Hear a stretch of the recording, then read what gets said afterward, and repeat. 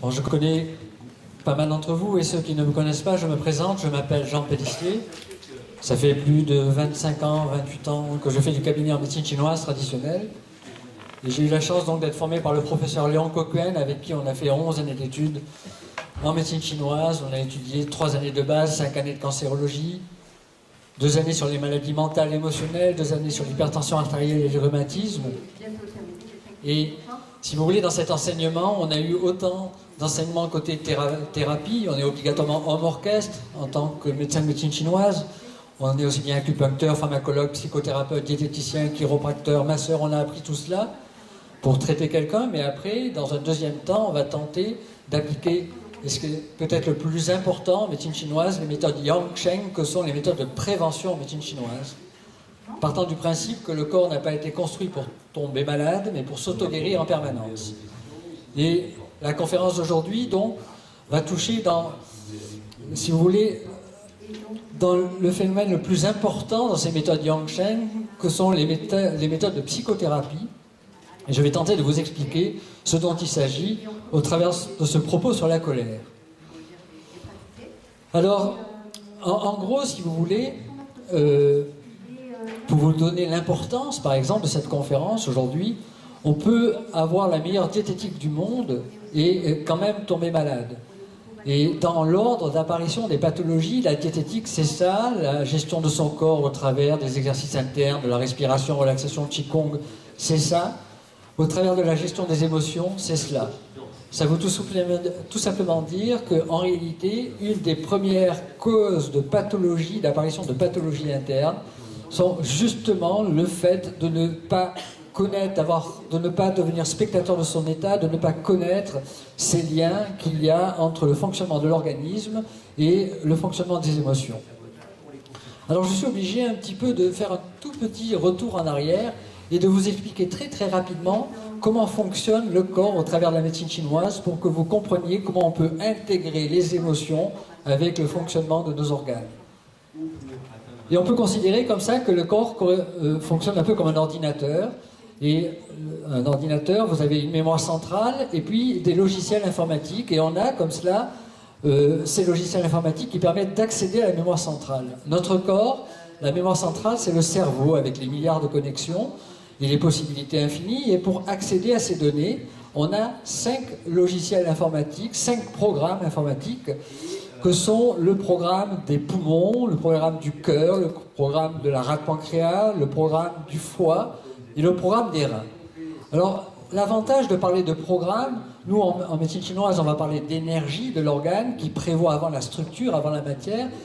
L'avantage de parler de programme, c'est que ça va vous donner l'ensemble des aspects proches et à distance liés au fonctionnement de chaque organe.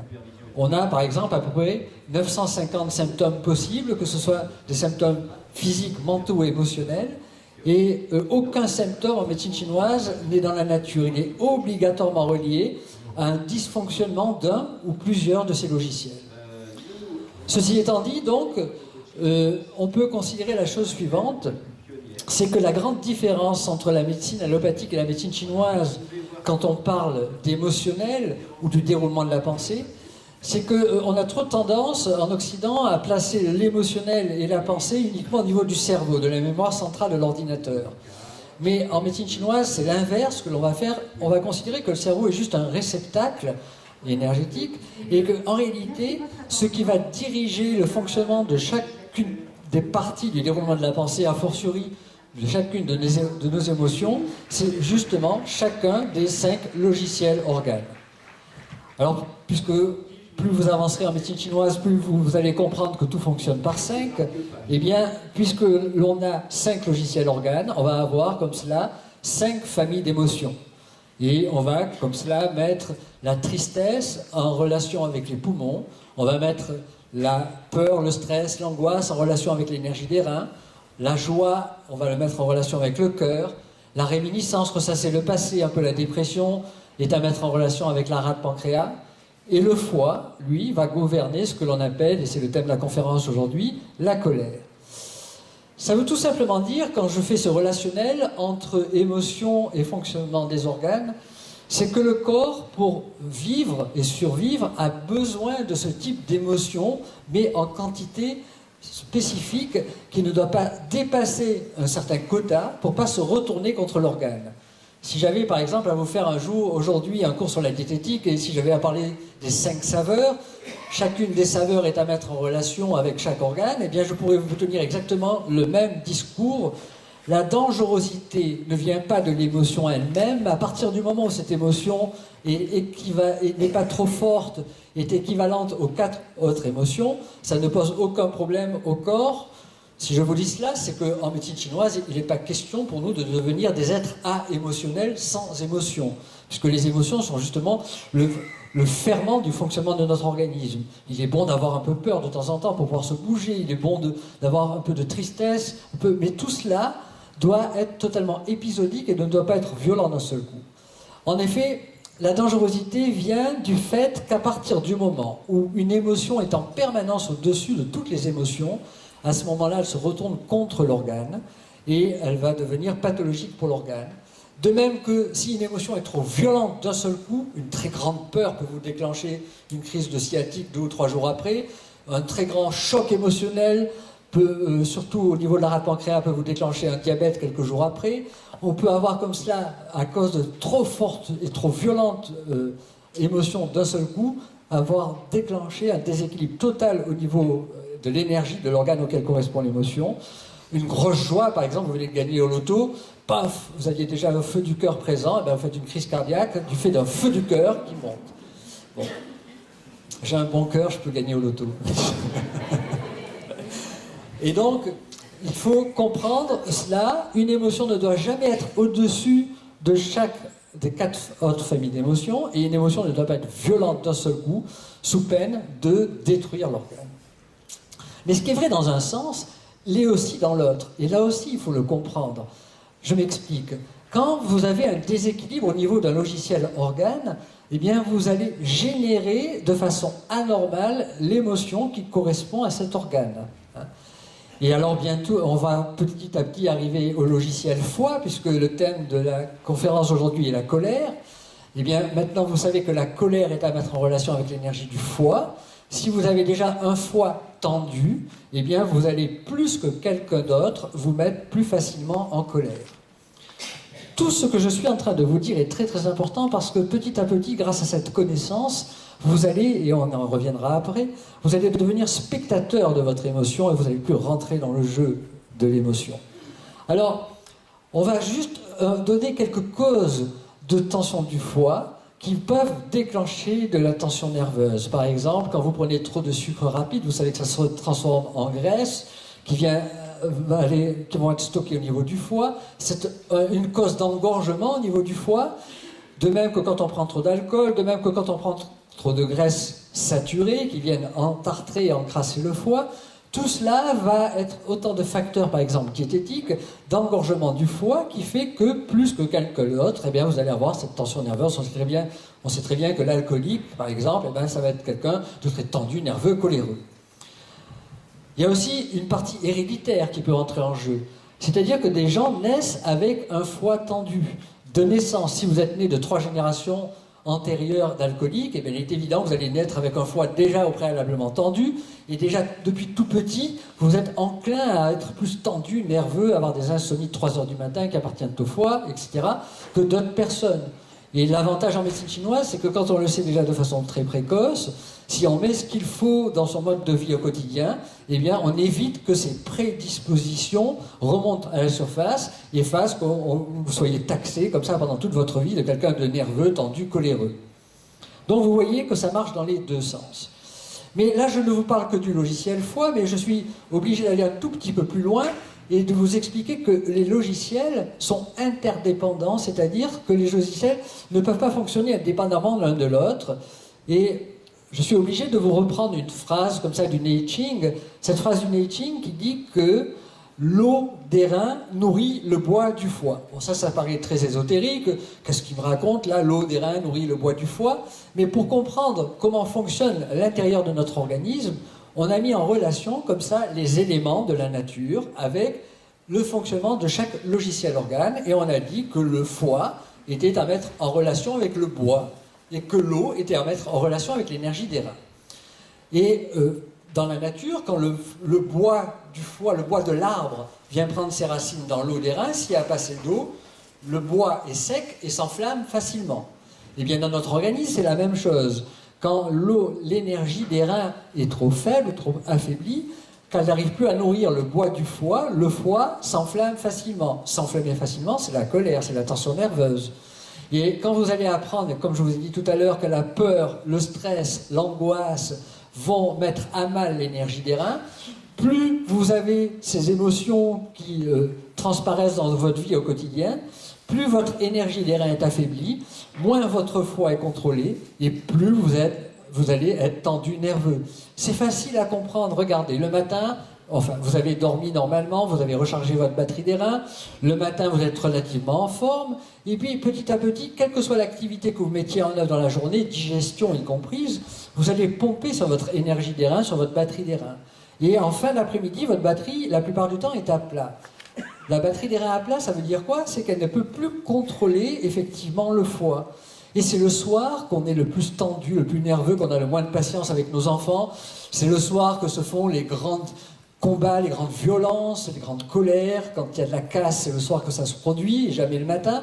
Justement par cette faiblesse d'énergie des reins qui n'arrive plus à contrôler le bois du foie, l'énergie du foie. Vous voyez que ça peut aller très très loin, on pourra en parler comme ça pendant des heures et des heures, pour comprendre ce relationnel, ces causes qu'il y a entre le fonctionnement des organes et les fonctionnements des émotions. Alors allons encore un petit peu plus loin, et on va prendre un exemple, l'exemple suivant. On parle souvent comme ça, par métaphore, en médecine chinoise, pour mieux comprendre les choses. Et puis vous êtes dans la rue, puis vous êtes en train de vous balader, et puis il y a quelqu'un qui vous bouscule. Alors, il y a plusieurs cas de figure qui peuvent se présenter à nous. Premier cas de figure, la personne qui vous bouscule est quelqu'un de malingre. Vous êtes assez costaud, et la personne qui vient de vous bousculer, en plus, est arrogante, elle ne s'excuse pas, et vous êtes déjà un peu tendu, nerveux. Et alors, ça risque de mettre le feu aux poudres, et vous risquez de vous mettre en colère, donc d'extérioriser votre colère. Et que va-t-il se produire? Eh bien, vous risquez de lui casser la figure, surtout s'il répond. Alors vous êtes en train de faire ce qu'on appelle un échappement du yang, une colère extériorisée. Ça, c'est le premier type de colère. Vous allez voir qu'il y a deux types de colère. Mais ce premier type de colère, donc, c'est l'extériorisation de la colère, c'est l'échappement du yang. Alors quand c'est très rare, ça ne pose pas de conséquences par rapport au fonctionnement de notre organisme, mais par contre quand c'est répétitif, quand en permanence vous êtes enclin à sortir de vos gonds, à vous mettre en colère comme cela, d'abord il y a plusieurs choses qui vont se produire. Il faut savoir que tous les troubles obsessionnels compulsifs, tous les tics et les tocs de l'organisme sont à mettre en relation avec le foie. Or quand vous vous mettez en colère de façon violente, vous êtes en train d'épuiser le yin du foie et d'augmenter le yang du foie. Et vous risquez de déclencher ce qu'on appelle une maladie auto-immune qui serait, en la circonstance, une maladie d'autodestruction, c'est-à-dire que plus vous vous mettez en colère, plus vous allez vous mettre en colère et plus vos colères seront violentes. On voit comme ça des gens qui montent de plus en plus en puissance au niveau de la colère, et cette colère est encore plus générée que la peur est présente. Plus on a peur, plus l'énergie des reins est affaiblie, plus la colère est de plus en plus violente. Donc, si je vous dis une fois, si je tiens tous ces propos, c'est que petit à petit, comme ça, grâce à cela, vous allez comprendre ces mécanismes de la colère. La simple compréhension du mécanisme de la colère déjà va vous faire beaucoup avancer en la matière. Ça, si vous voulez, ça va peut-être petit à petit déclencher tout un tas de pathologies. Et une des premières pathologies peut être carrément le déclenchement d'hypertension artérielle par excès de colère qui fait monter le yang du foie. Et d'un seul coup, alors qu'on n'avait pas du tout de tension jusque-là, en quelques mois, on se déclenche une hypertension artérielle. D'autres causes, d'autres raisons, mais le côté émotionnel est fondamental dans l'apparition de ces hypertensions artérielles. Sachez que 80% des hypertensions artérielles en Occident sont idiopathiques, on ne sait pas d'où elles viennent. Et voilà une des explications émotionnelles par rapport à l'apparition de ce type de pathologie. Mais, si vous voulez, c'est donc cet excès de yang, cette colère extériorisée. On est dans la rue, on se fait bousculer, mais il se trouve que la personne qui nous bouscule, c'est un gros malabar, et que nous, on est malingre, et puis qu'on est un peu angoissé, un peu peureux, et on va rien dire. On va rien dire, et pourtant il a fait exprès de nous bousculer, et on va se trouver peut-être dans la pire des situations qui existent là, parce que du coup on va passer dans ce que l'on appelle le côté colère yin, colère intériorisée. Colère intériorisée sous-entend quoi? C'est que vous allez garder cela en vous, vous allez ruminer, et puis ça va remonter en vous, pourquoi je ne suis pas plus fort que ça, pourquoi je n'ai pas répondu, etc., etc. Et vous allez comme cela générer ce que l'on appelle, en médecine chinoise, une pathologie de stagnation de sang et d'énergie au niveau du foie. Vous allez voir que beaucoup de personnes entre vous vont se reconnaître quand je vais vous en donner la symptomatologie classique de ces stagnations de sang et d'énergie au niveau du foie liées à des blocages émotionnels et des colères intériorisées. Ça va être des ballonnements au niveau du ventre, ça va être des douleurs dans les articulations, ça va être des douleurs surtout cervicales, là où passe le méridien de la vésicule biliaire, ça va être l'insomnie de 3 heures du matin, l'excès de pensée, l'excès de nervosisme, l'excès de peur, d'angoisse. Tout cela est à mettre en relation avec cette stagnation de sang et d'énergie. Et si on veut aller encore un peu plus loin dans la dangerosité de cette situation, c'est pour nous une des grandes explications de l'apparition de quasi tous les cancers, qui la plupart du temps sont à mettre en relation avec cette stagnation de sang et d'énergie au niveau du foie. Et c'est pourquoi? Parce qu'en réalité, le foie est un filtre à déchets, c'est normal, c'est son rôle, un filtre à sang et à déchets, mais quand il y a une stagnation, dès qu'il y a stagnation, il y a production de chaleur, et cette chaleur, cette inflammation risque de transformer ces déchets en poison, et le corps déteste cela. Et ça peut déclencher des maladies auto-immunes, cancer y compris, mais ça peut aussi, ces déchets vont pouvoir peut-être vouloir s'extérioriser, ces poisons vont vouloir s'extérioriser du corps, et ça peut être une des grandes causes de psoriasis, d'eczéma, et ainsi de suite. Ça, si vous voulez, c'est plusieurs étapes en gravité de l'apparition de ces pathologies, et bien sûr, je ne vous parle pas là de maladies mentales et émotionnelles, dépression y comprise. Donc, vous voyez que ces blocages de l'énergie du foie liés à ces colères intériorisées sont la cause de bien de pathologies chez nous occidentaux. Et donc il va falloir bien sûr apprendre à gérer tout cela. Il va falloir petit à petit apprendre à non pas surmonter sa colère, ça ne peut être que momentané de surmonter une émotion, à apprendre à dissoudre sa colère. D'abord il faut savoir que normalement en nous, notre corps a tout ce qu'il faut pour s'équilibrer au niveau émotionnel en permanence.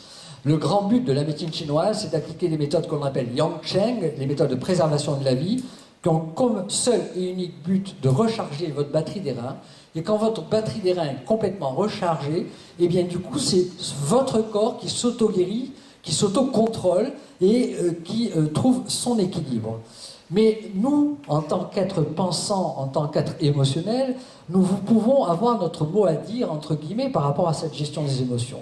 Et donc, on va commencer là, je vais commencer à vous donner 3 techniques, 3 moyens, si vous voulez, pour apprendre à dissoudre ces colères, qu'elles soient extériorisées ou intériorisées.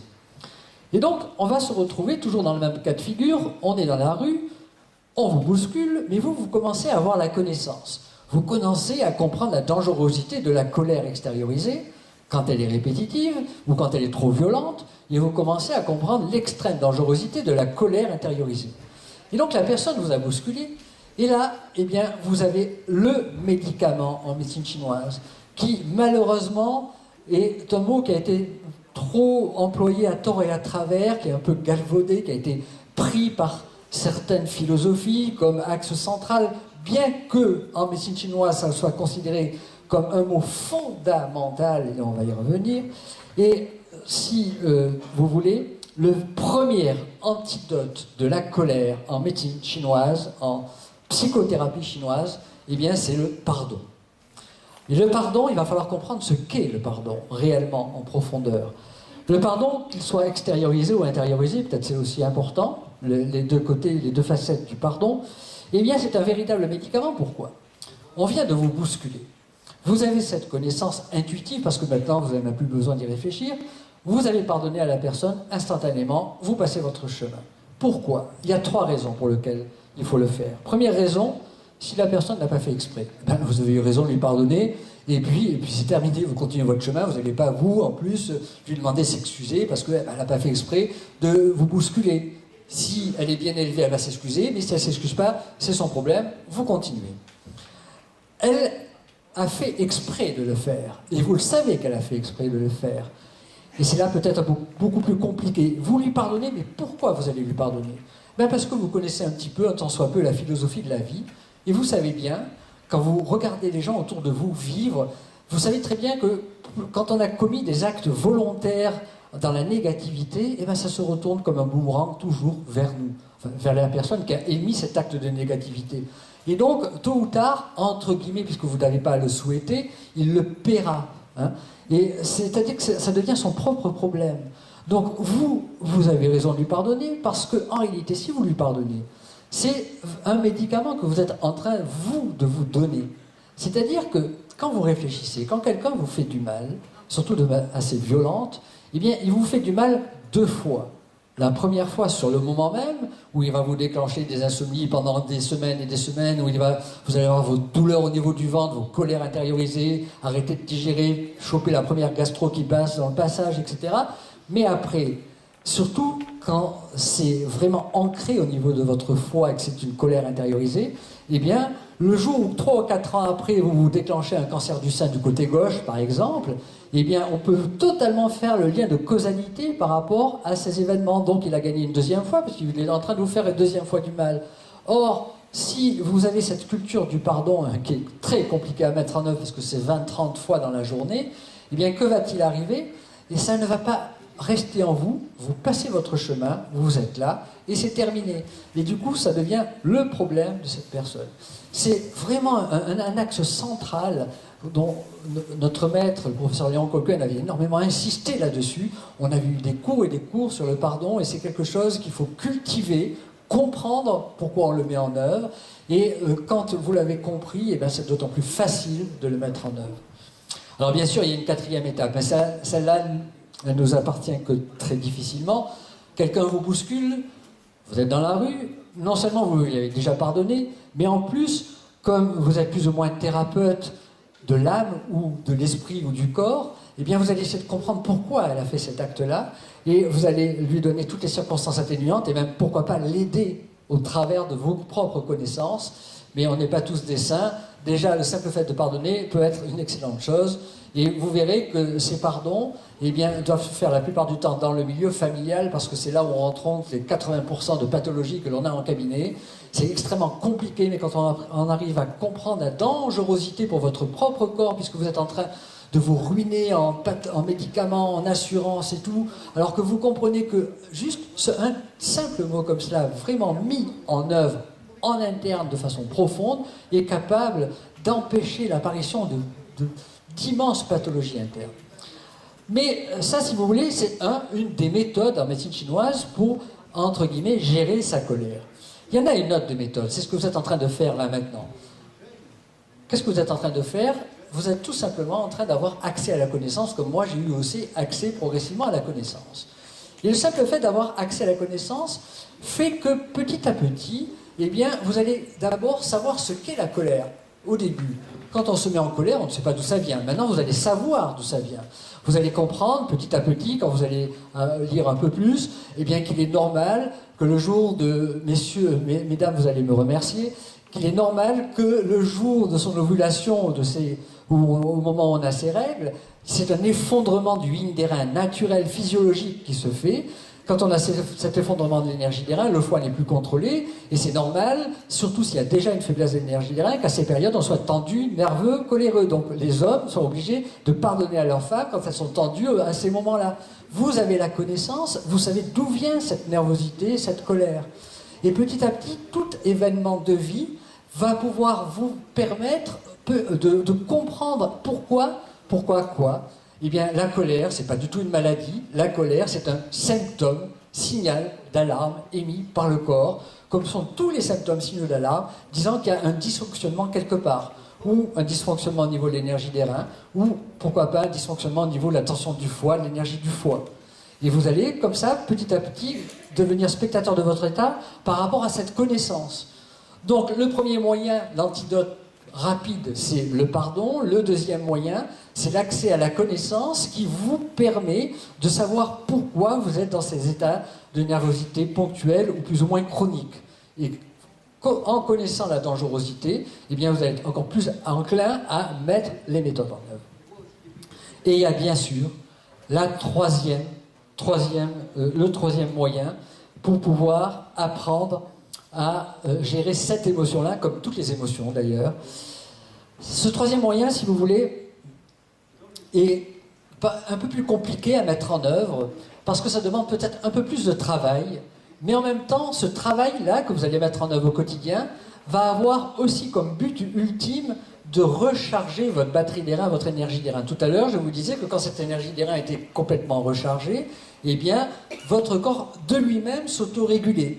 Et de nouveau, grâce à cela, vous allez devenir zen, vous allez devenir pas des êtres émotionnels, comme je vous disais tout à l'heure, mais vous allez devenir avec des émotions normales. Et il n'y a pas une émotion qui va prendre le dessus de façon violente ou de façon chronique par rapport aux autres émotions. Et donc, ce sont toute la pratique des méthodes quotidiennes.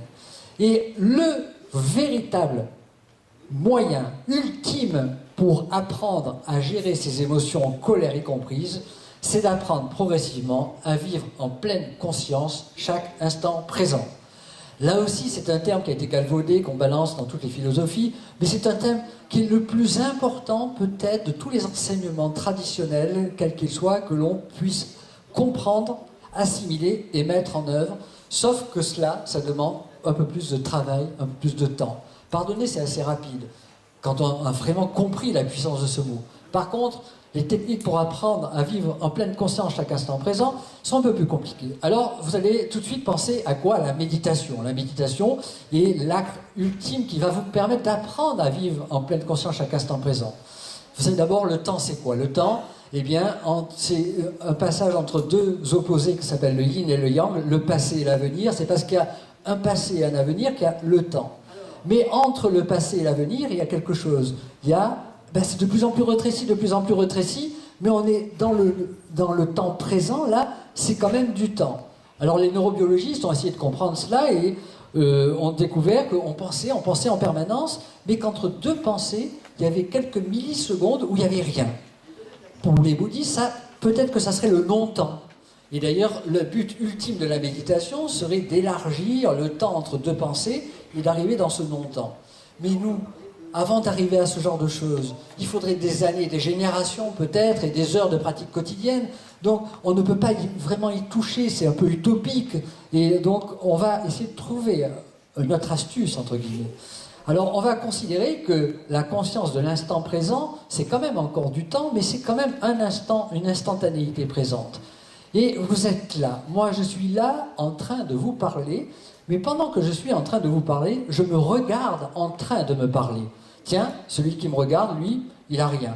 Il n'a pas d'émotion, il n'a strictement rien, il est vierge de tout, il n'a aucune odeur, aucune consistance, et c'est un genre de Jiminy Cricket, de surmoi, qui me regarde en train de parler.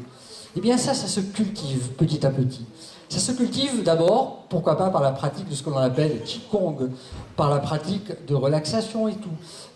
Si j'avais un cours à vous faire sur l'hydratation du corps, je serais amené à vous dire que attention, on boit beaucoup trop en Occident et surtout, on devrait boire en toute petite quantité, fractionnée très souvent dans la journée, des petites cupules comme cela. Et on devrait s'arrêter au moment où on boit pendant 10-15 secondes sur l'instant présent. Quand vous devez respirer tout au long d'une journée, notre maître nous disait, mis bout à bout tout au long d'une journée, on devrait respirer 200 à 300 fois en pleine conscience. Mais ces 200 à 300 fois, vous allez les fractionner tout au long de la journée. Et vous allez vous arrêter à un feu rouge, 3, 4, 5, 6 respirations conscientes. Vous êtes en train de vous lasser les chaussures, 3, 4, 5, 6 respirations conscientes. Quels que soient les actes que vous fassiez dans la journée, de temps en temps, il faut arrêter l'ordinateur central et s'arrêter comme ça pendant quelques secondes. Mais quel est l'avantage de cela? Quand vous faites ces pratiques quotidiennes comme cela, vous allez petit à petit vous entraîner comme cela pendant quelques secondes à arrêter de penser et à être là en train d'être là sur le moment présent. Notre maître nous disait, eh bien, quand tu pisses, quand tu bois, tu ne dois rien faire d'autre à côté. C'est-à-dire qu'on doit se concentrer sur ce que l'on est en train de faire.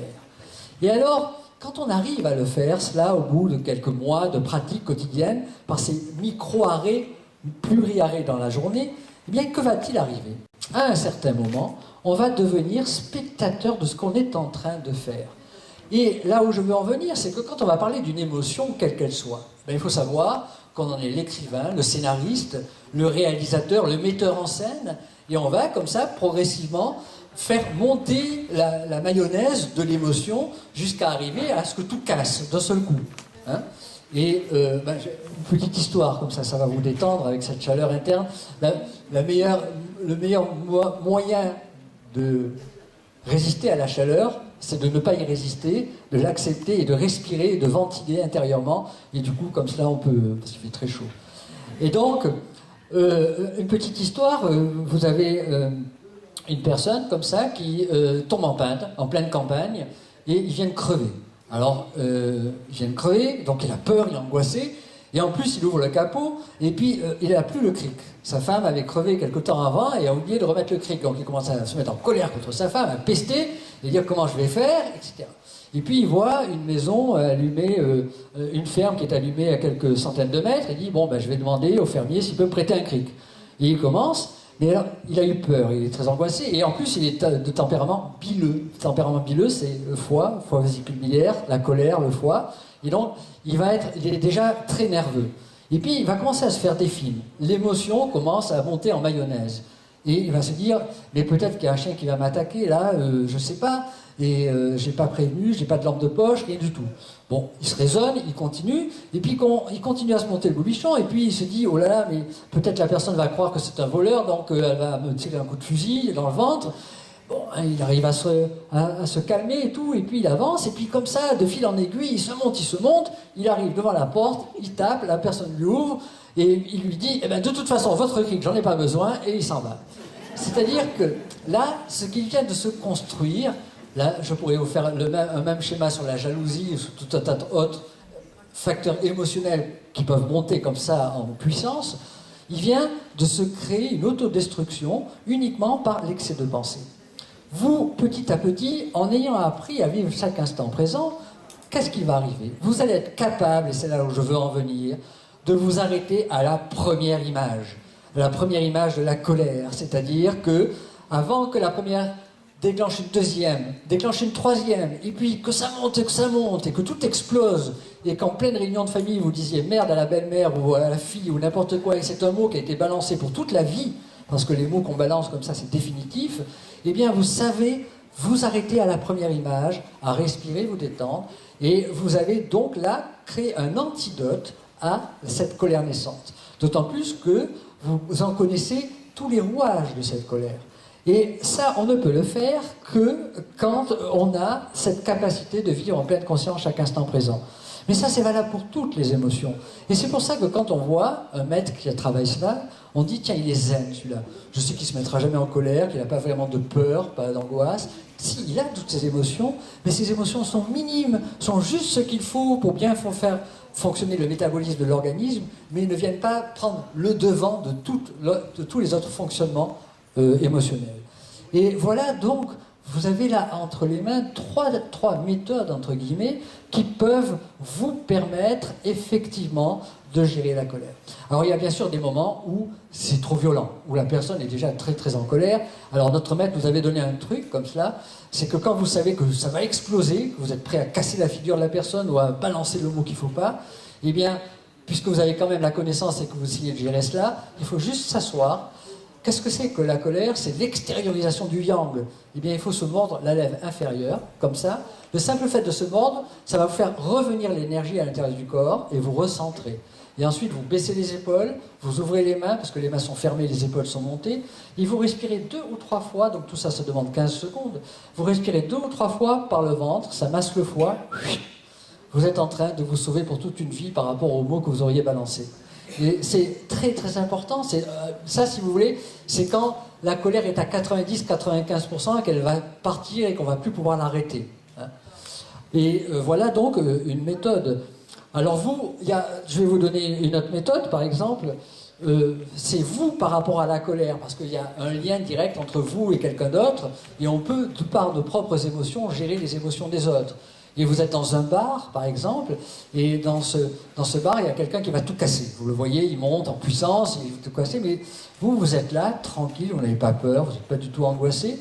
Et puis vous regardez cette personne dans les yeux en médecine chinoise c'est le foie, direct pour la colère, c'est très intéressant, mais vous avez un regard spécial au niveau donc, de la personne, et puis vous essayez juste par quelques paroles que vous allez prononcer, lui déclencher un phénomène de tristesse. Et dès que vous arrivez à déclencher ce phénomène de tristesse, de casse qu'il allait faire, eh bien, il va chialer comme un gosse.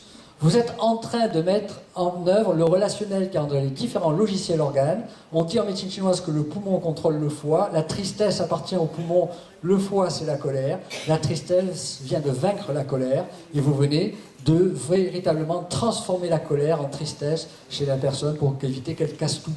Et on pourrait multiplier comme cela à volo, de vous donner des tonnes d'exemples de gestion des émotions ou d'une personne à une autre, c'est le rôle du psychothérapeute, entre guillemets, et puis la personne en elle-même, et il n'est pas anodin que dans les phases où on est fatigué, où on est tendu nerveux, d'avoir le corps qui s'autorégule par des moments de tristesse. Le corps essaye de s'autoréguler aussi par cela. Et on arrive à comprendre comme ça la gestion des émotions et la gestion de la colère. Et voilà. Alors on va continuer, et on va terminer cette conférence, en vous racontant une petite histoire, parce qu'on aime beaucoup les petites histoires en médecine chinoise. Et voilà qu'on a un adolescent qui est tendu, nerveux. Ça n'existe pas, les adolescents tendus et nerveux, mais admettons que vous ayez comme ça un adolescent tendu et nerveux, et que cet adolescent se rende compte qu'il est en train de faire beaucoup de mal à son entourage, et qu'il est en train de se faire aussi du mal à lui-même, et qu'il a envie de changer. Et donc, il va trouver un maître, et en disant, voilà, maître, je me rends compte que je suis trop nerveux, trop coléreux et tout, et je voudrais me guérir de cela. Alors le maître réfléchit, et puis lui dit la chose suivante, eh bien écoute, voilà, à partir de maintenant, chaque fois que tu vas te mettre en colère, tu vas aller au fond du jardin, et tu vas planter un clou dans la barrière. Et voilà notre adolescent qui, le premier jour, a planté 30 clous dans la barrière. Et qu'est-ce qu'est en train de faire le maître? Tout simplement, il est en train de lui apprendre à vivre petit à petit l'instant présent. C'est-à-dire que l'adolescent doit déjà faire le travail suivant, c'est en pleine conscience se rendre compte qu'il va se mettre en colère. Et donc, quand il se rend compte qu'il va se mettre en colère et qu'il commence à se mettre en colère, eh bien, il va planter son clou, donc il fait un acte qui fait qu'il est en train d'apprendre la pleine conscience. Voilà qu'un jour, quelques semaines, quelques mois après, notre adolescent arrive tout fier, tout content, tout heureux, et dit, voilà, maître, aujourd'hui, je n'ai planté aucun clou dans la barrière. Ah, alors le maître là est très content, et lui dit, bon ben écoute, c'est très très bien, sauf que tu es qu'au début de ton travail. Alors l'adolescent regarde, ben oui, à partir de maintenant, chaque jour qui va passer, chaque jour où tu t'es pas mis en colère de la journée, tu vas au fond de la barrière et tu vas enlever un clou dans la barrière. Alors vous avez compris que ce travail est beaucoup plus long et il a fallu plusieurs années avant que notre adolescent qui est devenu adulte revienne voir son maître en disant voilà, maître, aujourd'hui, je suis certain de ne plus jamais, de contrôler mes émotions totalement. Ce n'est même plus un effort pour moi, c'est rentrer en moi.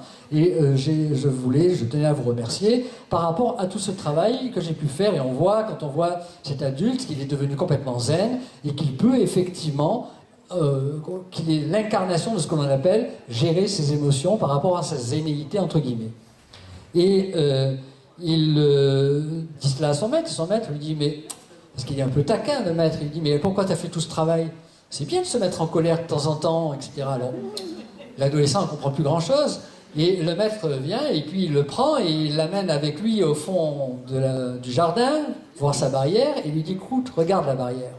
Maintenant, elle est pleine de trous, cette barrière.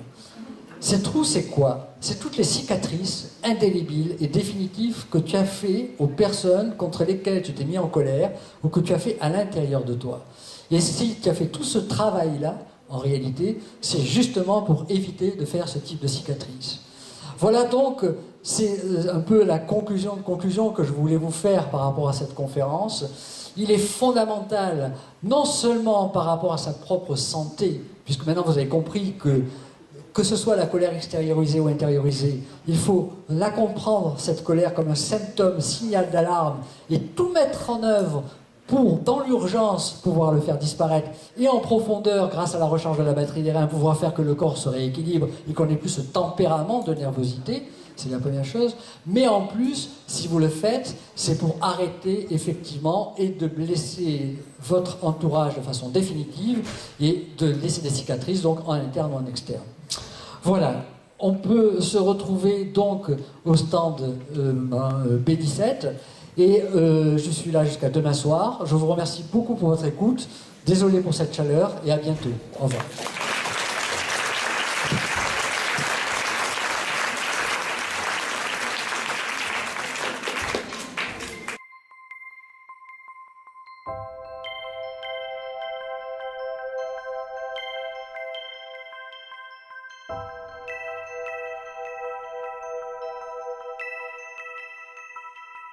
You